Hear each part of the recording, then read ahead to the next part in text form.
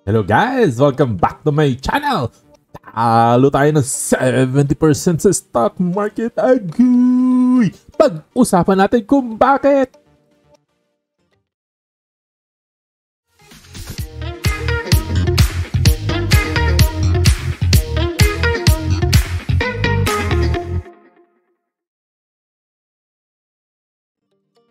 Welcome back! Ayan, I lost 70% in the stock market.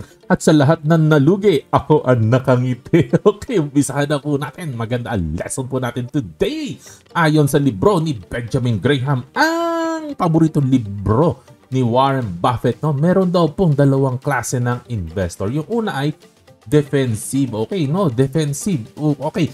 Or isa pang tawag nila dito ay passive investor. Ibig sabihin, passive, chill ka lang na klase ng investor. So sa ganito po, no, ang aim mo is steady, safe return of investment with minimal effort. Again, ang clue po dito, minimal lang ang dinecide mo na effort na ibibigay mo. So para hindi complicated ng buhay mo, no, ganito, no, diversify, damihan mo talaga.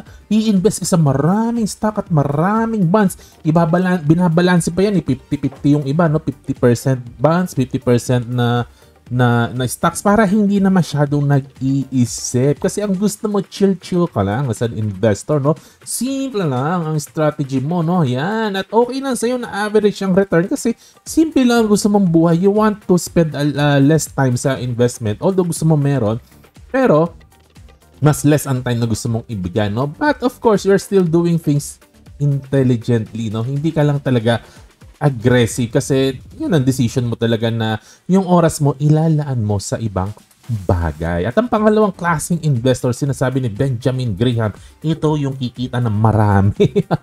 Ano yan? Yung tinatawag na enterprising investor, no? Also known as active investor. Yan, active or enterprising. No, dito, nagbibigay ka ng mas maraming oras, kaka-research, kaka-effort, maghanap ng mga undervalued stock. Saan ko ba talaga ilalagay ang pera mo? Hanap ka ng hanap na para kang si Crispin, Basilio, nasaan kayo mga anak ko? Yan, hanap ka ng hanap ng opportunity kung saan maganda ang kikitain mo. Yun, itong type ng investor na to, talagang mas involved ka. No, yan, kaya naman, mas malaki ang reward dapat na matatanggap mo kasi mas masipag ka. Mas maraming oras kang inaalat, dedicated ka talaga. Kaya talaga, nare-reward ka with better returns. Mas malaki ang kinikita mo. At ang mga example po nito, ang kaibigan po natin na si PSE Warrior na si Sir Renz. Ay, alam nyo na to kasi subscriber kayo niya, no? Napakasipag talaga ng tao na to. Kaya talagang hindi nawawalan na nakikitang ideas. Kaya naman maya't maya makikita mo 30% gains, 50% gains. Kasi nga masipag eh. Ano pa? Si Moneywise Engineer. Napakasipag nito. Naka-chat natin to. Nakakwentuhan natin to. Araw-araw may routine siya. Araw-araw talagang review ng review. Araw-araw. Okay. Grabe po ang sipag po ng mga taong pong ito, no? Ayan. So, tama lang naman, no? Na the more na masipag ka, dapat mas rewarded ka sa investing. And at take note, guys, no? Every 1%, no? Na mapapataas mga returns mo every year makes a lot of difference compounded. Pag kinompound mo po yan, every 1%, 0.5%, ang laki po ng difference po niyan sa ating investing returns. Ako po, active investor po ako, pero hindi ko po kasi level sila PSE Warrior at sila Moneywise Engineer. Kasi may iba pa po akong passion, may mga ibang bagay na talagang kailangan ko bigyan ng oras, katulad ng paglandi, kailangan kong lumandi paminsan-minsan.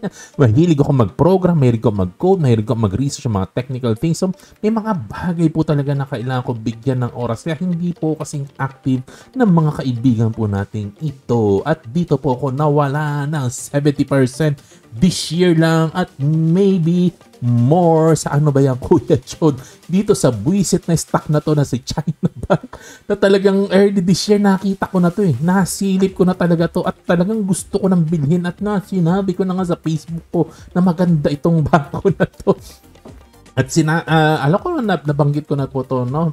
Talagang gustong-gusto kong bilhin itong China Bank na to, no? Kasi kung titingnan talaga natin, ang ganda po talaga ng takbo ng fundamentals na itong bangko na to, no? Tinitingnan ko niya pag in-interpolate mo talaga, napakaganda ng takbo, pati sa dividends, paangat ng paangat ng paangat. Sabi ko, ang ganda ng bank na to, parang mahal ko na to.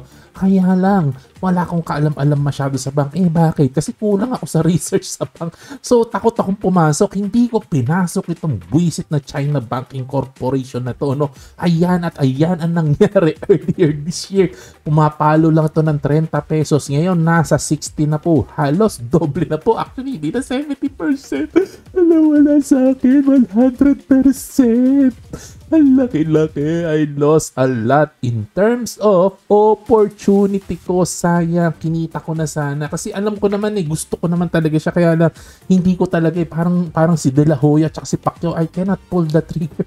Hindi ko talaga makas. Bakit? Kulang sa kaalaman si Kuya John. Ayun ang problema po, no? So, kulang sa aral si Kuya John, no? Nakalbo na nga, hindi pa rin. Kulang pa rin. So, this is a reminder for all of us, kaya ko po na-record po ito, no? Reminder po sa lahat sa atin na kailangan po sipagsipagan po natin ang pagre-research para kumita po tayo na mas maraming pera. Pag tayo po itatamad-tamad na natutulog sa pansitan, ay maiiwan po tayo. Kaya kailangan dagdagan ng sipag. Ako din, dadagdagan ko din ng sipag ko sa paghahanap, no? So, kailangan ko sipagan. Kayo din, guys, sipagan nyo po para makakita kayo ng magagandang stocks. At pag nakakita kayo, i-PM nyo po ako. Sabihin nyo sa akin kung ano yung magandang stock na yan. Alright! Ayan. So, sorry po, medyo madalang po ako mag-post lately kasi nagde-develop po ako ng mga ideas para sa ating community. Paano makapagbigay ng value po sa inyo. So, yun po, no, kumakain sa oras ko, kakaisip. Alright. Ayan, maraming salamat po sa pakikinig po ninyo. Basahin na naman. Disclaimer, like, subscribe, share, at happy investing po sa inyo lahat. To God be the glory. God bless. Bye-bye.